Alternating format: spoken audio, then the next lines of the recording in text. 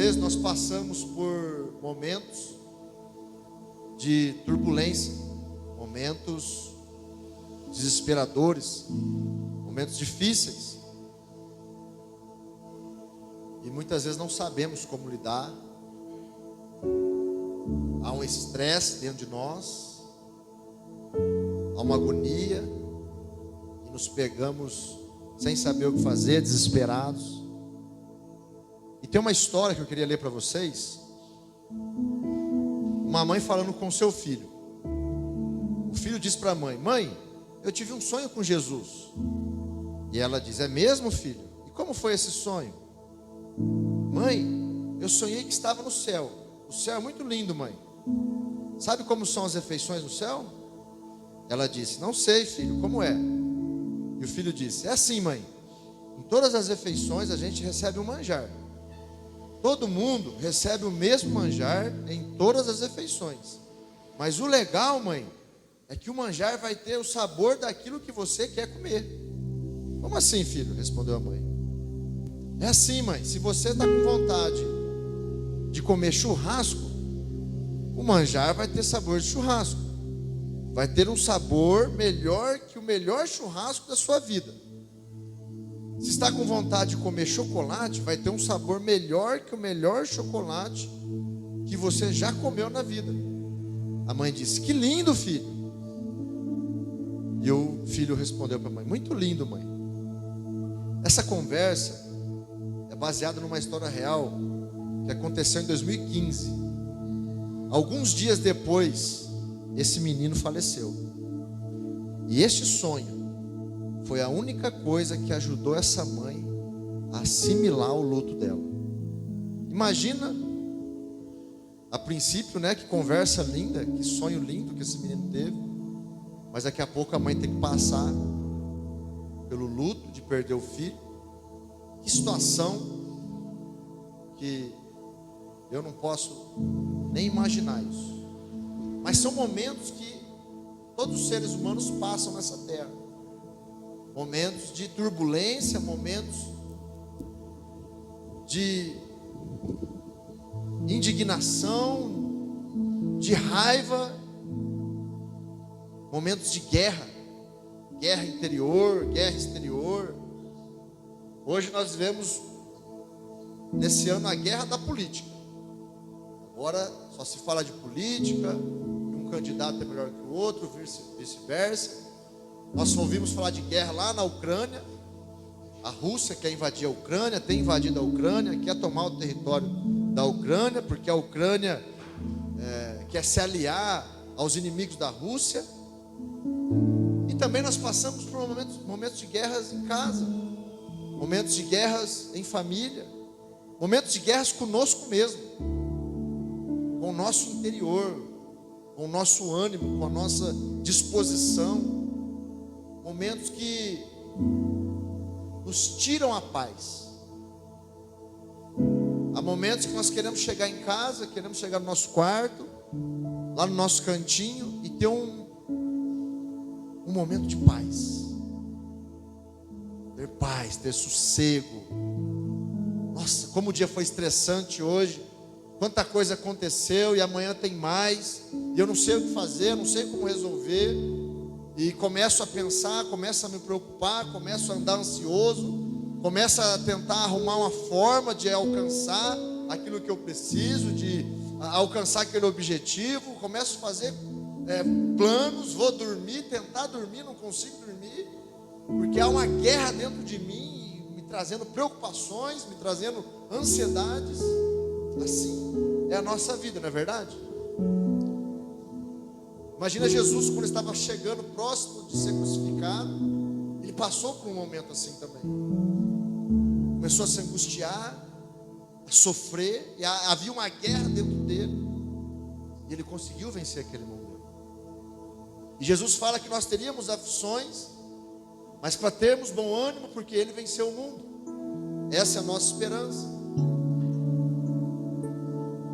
E olhando para Jesus, diante de todas essas situações que a gente vive, que você vive, que eu vivo, que a sua família vive, que a minha família vive, que nós passamos, Paulo também nos orienta a olhar para Jesus, nos orienta adiante desses momentos, adiante dessas situações, olhar para o Senhor Jesus e procurar nele essa paz. E quando nós procuramos nele essa paz, nós vamos encontrar essa paz. Abra sua Bíblia no livro de Filipenses, no capítulo 4, no verso 6. Estou lendo na versão Ara. Filipenses capítulo 4, no verso 6.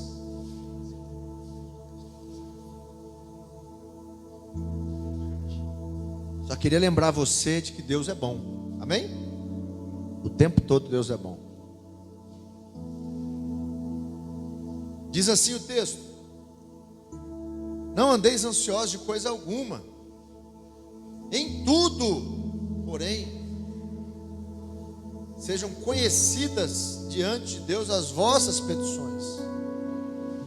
Em vez disso, em vez de andar ansioso, sejam conhecidas diante de Deus as vossas, as suas petições pela oração e pela súplica, com atitudes de graças, atitudes de agradecimentos, com agradecimento.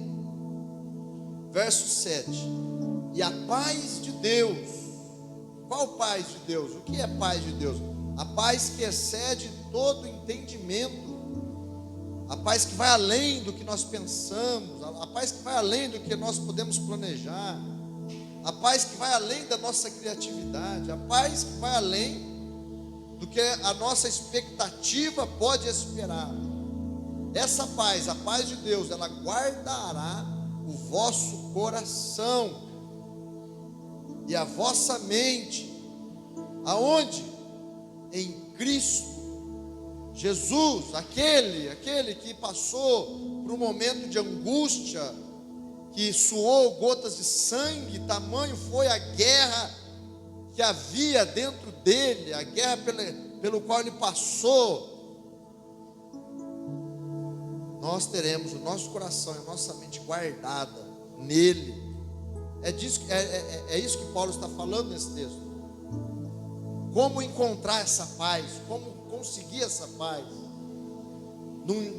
Em dias em que os tijolos que Faraó faz, manda a gente construir, são tantos.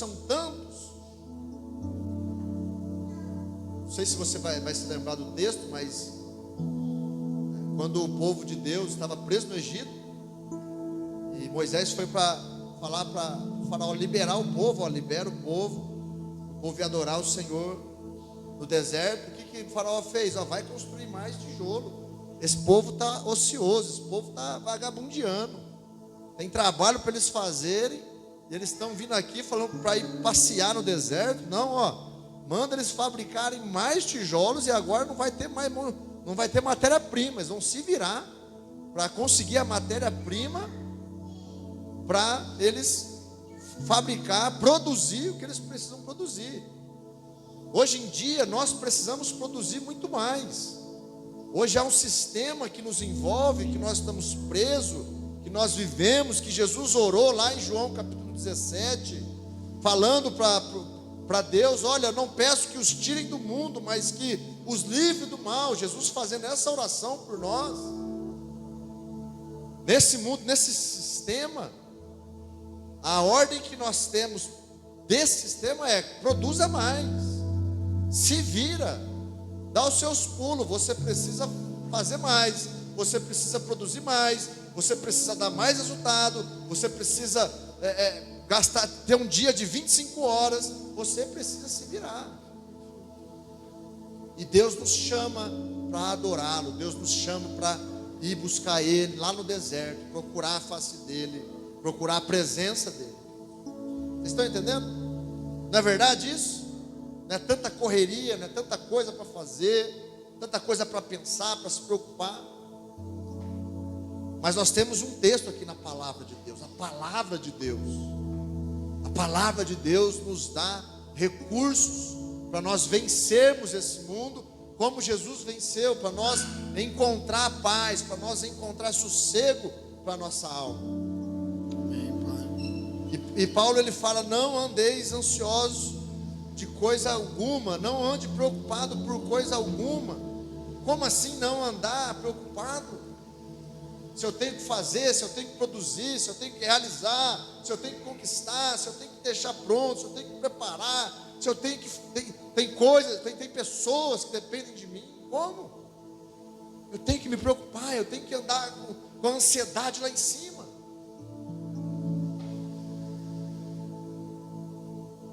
Paulo fala: não andem preocupados. Não deixe as coisas te preocuparem, não deixe as situações te preocuparem. Antes tudo porém, em tudo porém sejam conhecidas diante de Deus. Em vez de vocês andarem preocupados, fala para Deus o que está acontecendo. Ó Deus, eu preciso realizar isso no meu trabalho. Ó Deus, eu preciso fazer isso na minha casa. Ó Deus, eu preciso que minha família aconteça isso. Deus, eu preciso. Ó, está aqui as minhas necessidades. É isso que Paulo está falando. É isso que a palavra de Deus diz para nós fazermos. Quando aquilo começar a nos preocupar acima da média, quando aquilo começar a tomar o nosso coração, eu preciso fazer aquilo conhecido diante de Deus. E eu te pergunto: o que te deixa preocupado? Qual a circunstância que te faz ficar ansioso? Qual a circunstância que te deixa preocupado? Te deixa ansioso, começa a ficar desesperado. O que é? E tem uma frase que diz assim: nada é grande demais para o poder de Deus, e nem nada é pequeno demais para merecer o seu cuidado paternal, cuidado de pai, de um pai perfeito, de um pai que não erra, de um pai que não falha, de um pai que não se esquece dos filhos, de um pai que não abusa dos filhos, de um pai que não mente, de um pai que é perfeito. Nada é grande demais. Tudo Ele pode fazer, tudo Ele pode realizar na sua vida. E nada é pequeno demais que não vale a pena contar isso para o seu Pai Santo, para o seu Pai Eterno. Detalhes. Deus cuida de detalhes. Mas Paulo ele fala aqui para nós: olha, faça isso conhecido diante de Deus. Coloque os teus pedidos diante de Deus. Faça Deus saber o que você está querendo, o porquê você está ansioso, o porquê você está preocupado. Como assim? Mas Deus não sabe todas as coisas, Deus não conhece as minhas necessidades, Deus não conhece tudo, Ele não é onisciente, ou seja, tem toda a ciência, conhecimento, tem todo o conhecimento. Da mesma forma, aquele que não conhece Jesus, o perdido, aquele que ainda não se entregou a Jesus, Deus sabe que ele precisa de salvação. Mas se o perdido não crer e não pedir perdão pelos seus pecados, o Senhor nada pode fazer por ele. Não é verdade? Então Deus sabe as nossas necessidades, mas Deus às vezes nos vê como que querendo fazer tudo do nosso jeito, tudo com o nosso braço, e excluindo Ele da nossa vida. Nós que somos cristãos, Paulo está falando aqui para os cristãos, Paulo está falando aqui para os crentes. Olha, você que é crente, sem querer você exclui Deus de realizar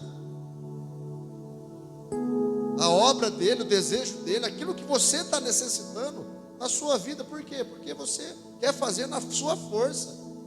Você está tão ansioso, tão preocupado, tão atarefado, tão cheio de coisas, que Deus não pode interferir, porque senão você vai brigar com Deus. Deus quer que a gente fale para Ele: Deus, Pai, eu estou precisando que o Senhor venha com uma intervenção aqui na minha vida. O Senhor faça alguma coisa. E coloca essa ansiedade, coloca essa preocupação aos pés do Senhor. Faça Deus saber, faça Deus conhecer o que você está passando.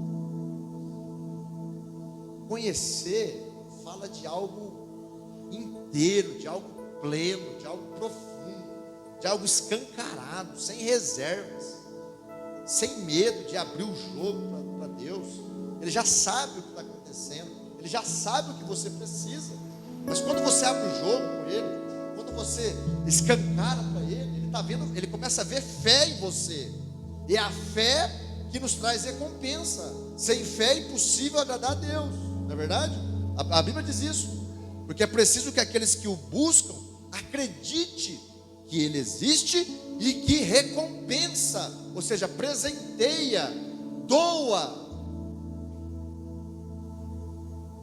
Então, quando eu falo, quando eu escancaro, quando eu abro o jogo, Deus, eu estou precisando, Deus, eu estou intervém, Deus me ajuda, Deus está vendo fé, e Ele se agrada quando Ele vê fé. Deus se move em nós, nas nossas vidas, através da fé. E Paulo diz: oração e súplica e ações de graças. A oração, ela inclui tudo isso. A oração, ela tem o pedido, ela tem o clamor, ela tem o choro, ela tem o desespero ali nos pés do Senhor, ela tem o diálogo, ela tem a conversa, e ela tem a gratidão. Quando Jesus olha para o túmulo, vê as irmãs de Lázaro chorando, aquela multidão de gente, aquele funeral estendido depois já de 4 dias, ele olha para o céu e conversa com o Pai, e no final ele fala: Pai, eu te agradeço porque eu sei que o Senhor sempre me ouve. Eu só estou falando isso para que quem está aqui creia, mas eu te agradeço porque o Senhor sempre me ouve. E ele fala: Lázaro, sai para fora, retirem a pedra, e Lázaro sai todo enfaixado. Ações de graças. Senhor, eu sei que o Senhor está me ouvindo, obrigado, porque o Senhor vai responder a minha oração, o Senhor vai vir ao meu socorro, porque o Senhor é um Pai perfeito, um Pai verdadeiro, um Pai por excelência, um Pai que ama os filhos. Mateus 21, 22 diz: e tudo que pedirdes em oração, se crerdes, se crer, recebereis. Você vai receber. 1 João 3, 22: e aquilo que pedirmos dele, recebemos, porque guardamos os seus mandamentos.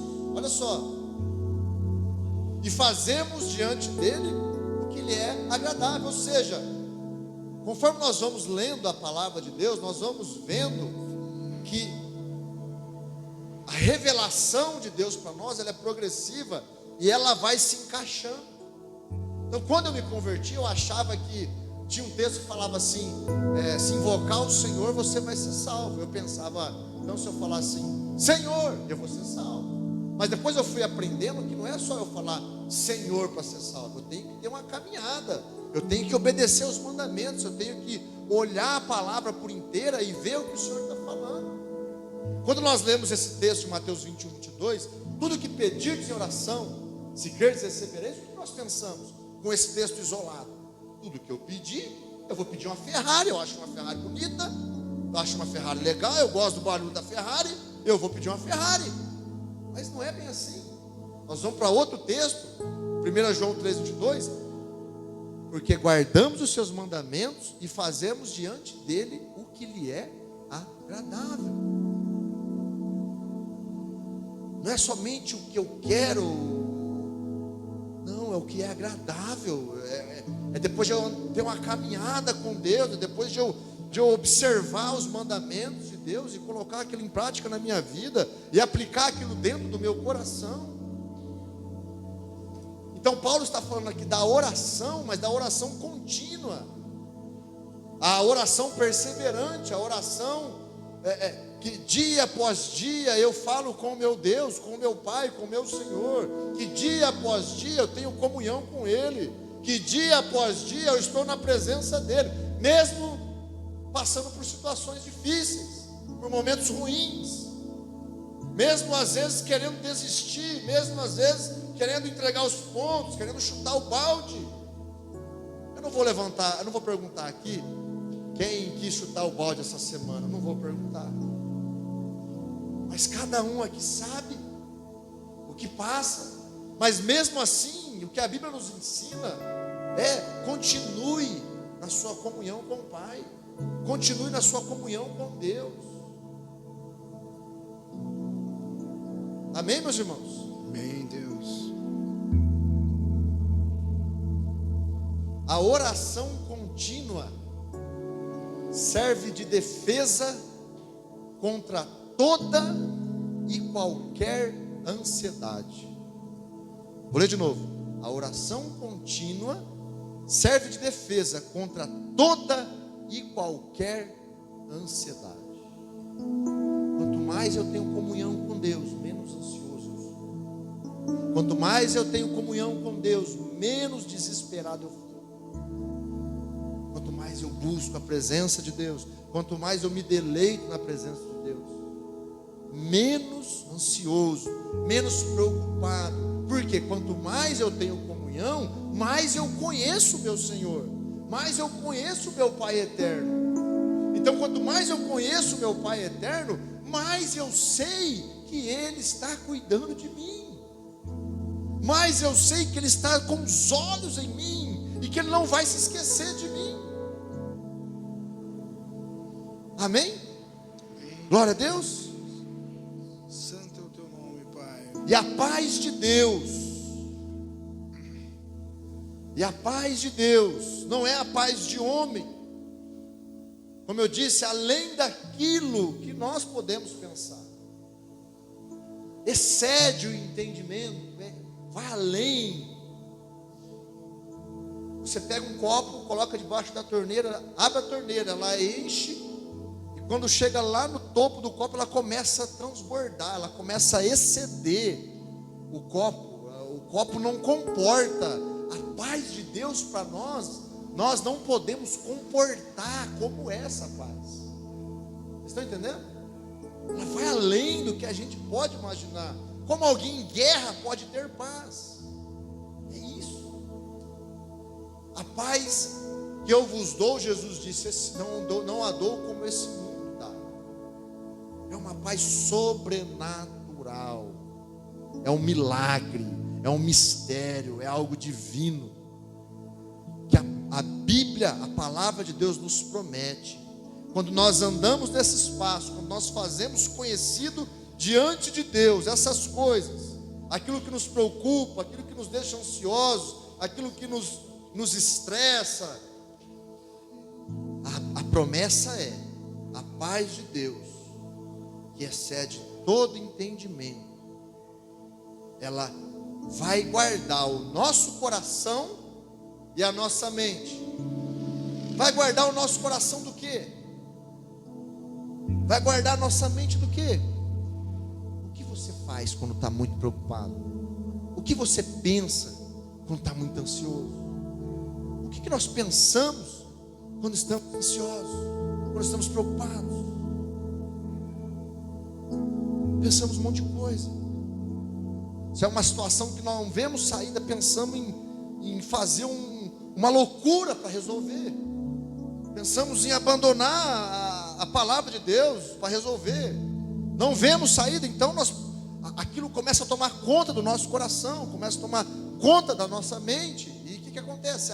Nós perdemos a tranquilidade, nós perdemos o sossego, nos vemos em guerra, nos vemos em conflito, nos vemos desesperados, nos vemos estressados, e o nosso corpo começa a combater isso, vira algo físico, passa do campo da mente, do intelecto, e vem para o físico. Nosso corpo começa a sentir dores, nosso corpo começa a sentir vários sintomas, por causa dessa falta de paz. Mas a paz de Deus,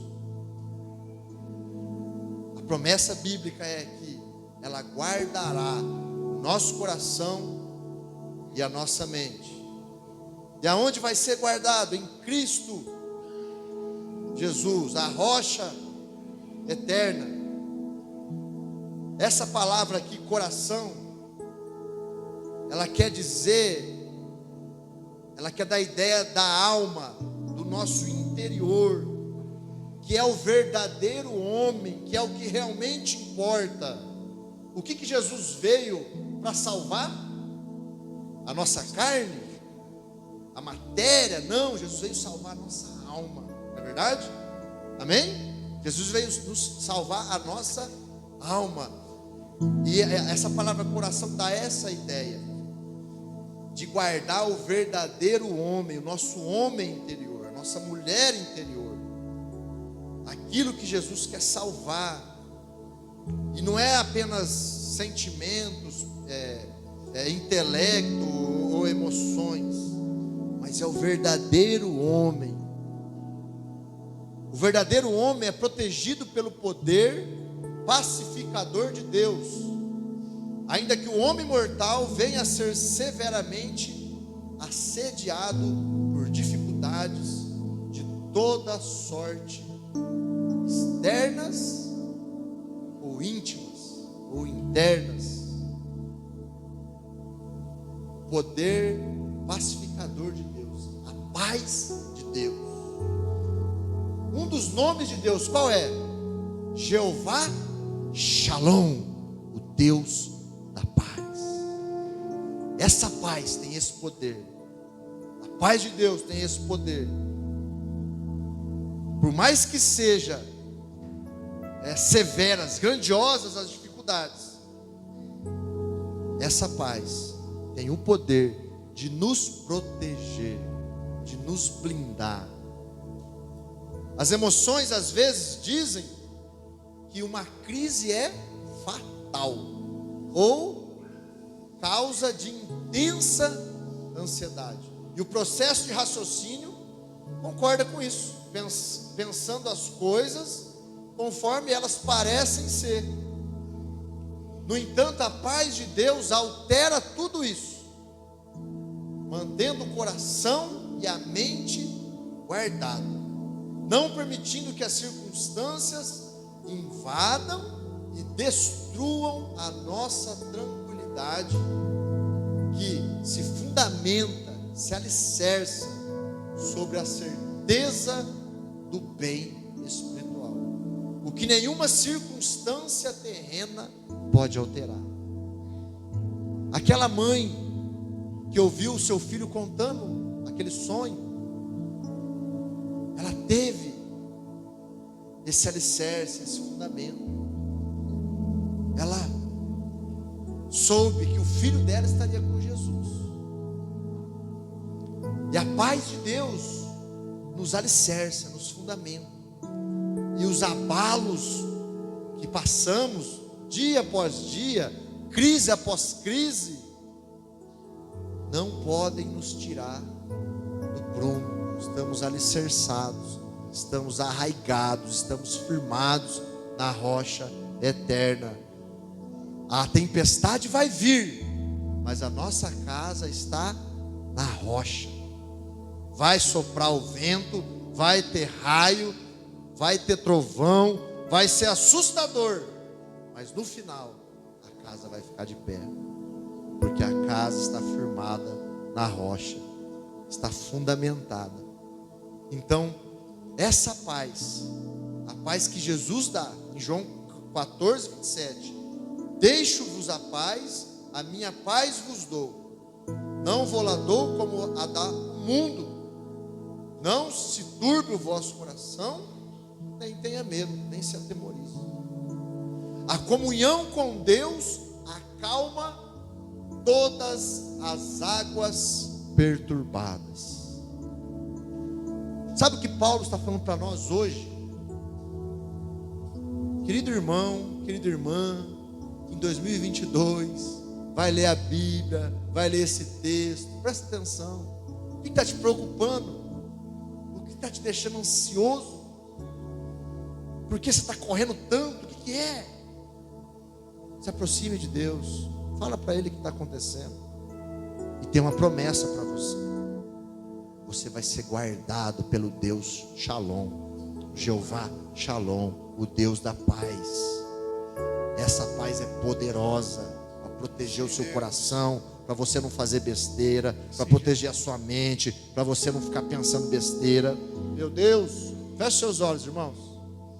Pai, em nome de Jesus, Pai, nos livra de todo pensamento do inferno, nos livra de todo sentimento do inferno, eu te peço, no nome de Jesus Cristo, no nome de Jesus, Pai, agora, ó Deus, vem sobre nós, nos guardar, nos proteger, nos livrar de toda seta do inferno, toda seta inflamada do maligno, Senhor. Nos guarda agora, Senhor, em nome de Jesus Cristo, Pai, em nome de Jesus. Santo Deus. Amém, queridos? Conclusão: existe paz para você, existe sossego para você, existe tranquilidade para nós, está à nossa disposição. Agora nós precisamos andar de encontro a essa paz e fazer o Senhor conhecido. Senhor, conheça a minha angústia, está aqui a minha angústia. Senhor, conheça o meu problema, está aqui o meu problema. Senhor, conheça a minha agonia, conheça a minha dificuldade. Senhor, me ajuda nisso, porque isso é muito difícil para mim. Me socorre nisso, porque isso está doendo demais. Me ajuda nisso. E eu te agradeço, porque eu sei que o Senhor está me ouvindo. É um caminho. É um caminho para a gente ter uma ideia. Amém, meus irmãos? Glória a Deus. Vamos ficar de pé para a gente orar. No nome de Jesus.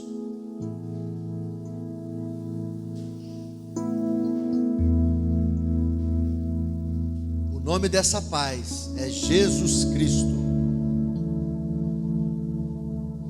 Jesus Cristo, o Filho de Deus. Feche seus olhos.